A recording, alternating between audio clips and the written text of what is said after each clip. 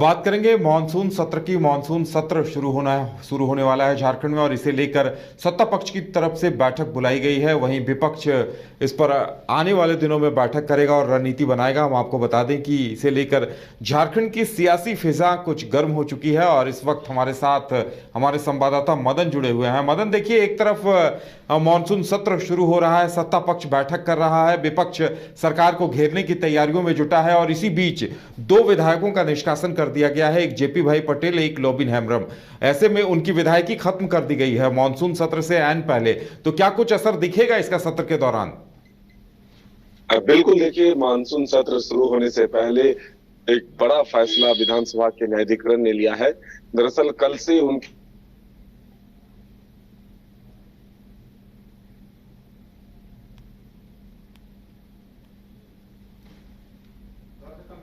तो लगता है कि हम तक आवाज नहीं पहुंच पा रही है। तो देखिए, एक बड़ा फैसला लिया गया है। जेपी भाई पटेल को भी एक बड़ा झटका लगा है क्योंकि उन्होंने बीजेपी छोड़कर कांग्रेस के टिकट से चुनाव लड़ा था हजारीबाग लोकसभा सीट से, जिसकी वजह से अब उनकी विधायकी खत्म कर दी गई है। काफी बड़ा झटका उनके लिए माना जा रहा है क्योंकि अभी 3 महीनों का वक्त बाकी था और कार्यकाल पूरा होने से पहले ही उनकी विधायकी खत्म कर दी गई है। वहीं ऐसा ही कुछ लोबिन हेम्ब्रम के साथ भी हुआ है। लोबिन हेम्ब्रम लगातार हेमंत सोरेन के खिलाफ और उनके सरकार के कामकाज को लेकर मुखर थे, खिलाफत कर रहे थे।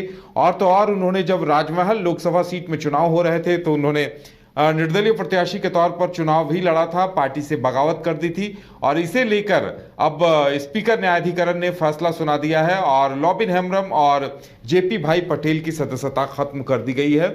अब देखने वाली बात यह होगी क्योंकि जेपी भाई पटेल बीजेपी के टिकट से चुनकर आए थे लेकिन उन्होंने पार्टी छोड़ दी थी और उन्होंने कांग्रेस के टिकट पर चुनाव लड़ा था। वहीं लोबिन हेम्ब्रम ने कहा है कि वो हाईकोर्ट जाएंगे। इस फैसले को उन्होंने राजनीति से प्रेरित बताया है और कहा है कि इस फैसले के खिलाफ वो हाईकोर्ट में अपील भी करेंगे।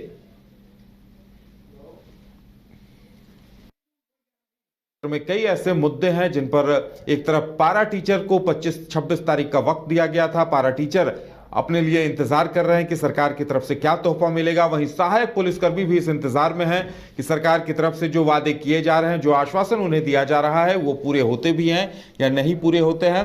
कई ऐसे मुद्दे हैं जिन पर सरकार घिर सकती है और विपक्ष सरकार को घेरने के लिए तैयार बैठा हुआ है। एक बार फिर हमारे साथ मदन जुड़ गया है। मदन, कई ऐसे मुद्दे भी हैं जिन पर सरकार घिर सकती है। पारा शिक्षकों का मुद्दा है, सहायक पुलिसकर्मी का मुद्दा है और ऐसे में 2 विधायकों की विधायकी खत्म कर दी गई तो ये मुद्दा भी गरमाएगा क्या?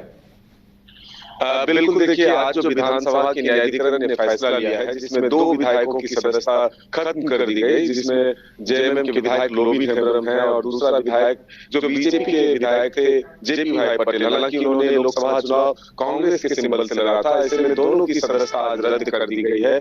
मानसून सत्र शुरू होने से पहले ये जो सदस्यता रद्द हुई है इसको लेकर के भी सरकार को घेरने की कोशिश होगी और खास करके जो जेएमएम के विधायक लोबिन हेम्ब्रम है वो लगातार सरकार के खिलाफ मुखर रहे थे। ऐसे में बीजेपी का साथ उनको मिलता हुआ दिख रहा था, चाहे वो भ्रष्टाचार के मामले हो या फिर अवैध उत्खनन का मामला हो या फिर अन्य कई विषय हो, जिसको लेकर के लोबिन हेम्ब्रम लगातार मुखर होकर सदन के भीतर और सदन के बाहर सवाल उठाते रहे थे, उस पर बीजेपी का साथ मिल रहा था। हालांकि अब जब मानसून सत्र से पहले यह फैसला हुआ है तो सदन में जरूर यह मामला जो है गूंजता हुआ नजर आएगा। हालांकि कांग्रेस की तरफ से अभी तक इस पर कोई प्रतिक्रिया नहीं आई है क्योंकि जेपी भाई पटेल ने बीजेपी का दामन छोड़कर कांग्रेस का ही दामन थामा और सरकार में अभी कांग्रेस है। अब सवाल ये उठ रहा है कि जब कई विधायकों के मामले 2-2 साल से लंबित हैं, उनका फैसला सुरक्षित रखा जा रहा है, तो आखिर जेपी भाई पटेल और लोबिन हेम्ब्रम के मामले में इतनी जल्दबाजी क्यों थी? सत्र खत्म होने का इंतजार क्यों नहीं किया गया? ऐसे में अब सरकार का भी यह आखिरी मानसून सत्र माना जा रहा है। ऐसे में सत्ता पक्ष और विपक्ष अपनी पूरी तैयारी के साथ सदन में पहुंचेगी। हालांकि सत्ता पक्ष के विधायक आज ही सत्र को लेकर के बैठक कर रहे हैं, रणनीति बनाएंगे और जो जानकारी मिल रही है उसके हिसाब से 28 तारीख को बीजेपी के विधायक दल की बैठक होगी। फिर उसमें रणनीति तय होगी कि प्रत्येक दिन 6 कार्य दिवस का जो यह मानसून सत्र है उसमें सरकार को किस तरह से घेरने का प्रयास किया जाएगा। बिल्कुल, यानी मदन, कहा जा सकता है कि पूरी नोकझोंक दिखाई देगी और ये चूंकि इस सरकार का इस कार्यकाल का अंतिम सत्र होगा तो इसलिए लगता है कि ज्यादा ही हंगामेदार होने के आसार हैं इस सत्र के। बिल्कुल, देखिए दोनों पक्ष की ओर से कोशिश होगी कि जनता के बीच अपने पक्ष की बातें जो है ज्यादा से ज्यादा पहुंचाई जा सके और राज्य की निगाहें जो है, राज्य की जनता की निगाहें इस सत्र की ओर जरूर रहती है। तो इसमें कोई पीछे रहने वाला नहीं है, चाहे सत्ता पक्ष हो या विपक्ष हो।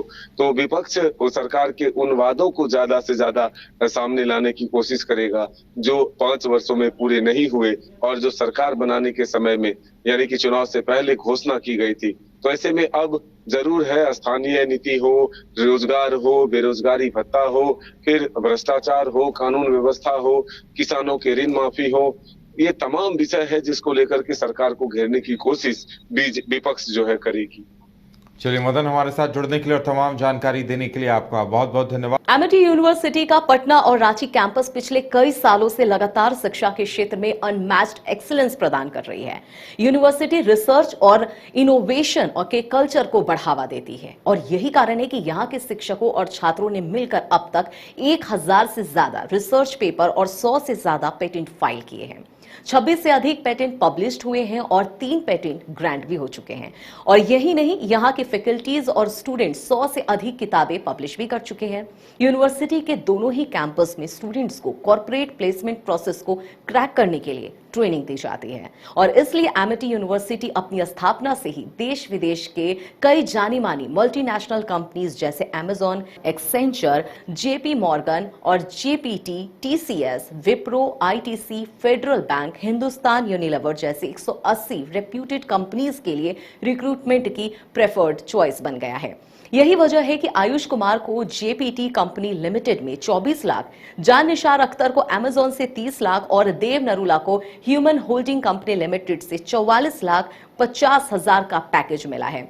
वहीं सुमन गुप्ता को पालो ऑल्टो में मिले 47 लाख के हाईएस्ट पैकेजेस से यूनिवर्सिटी ने बिहार और झारखंड में एक नया रिकॉर्ड कायम किया है।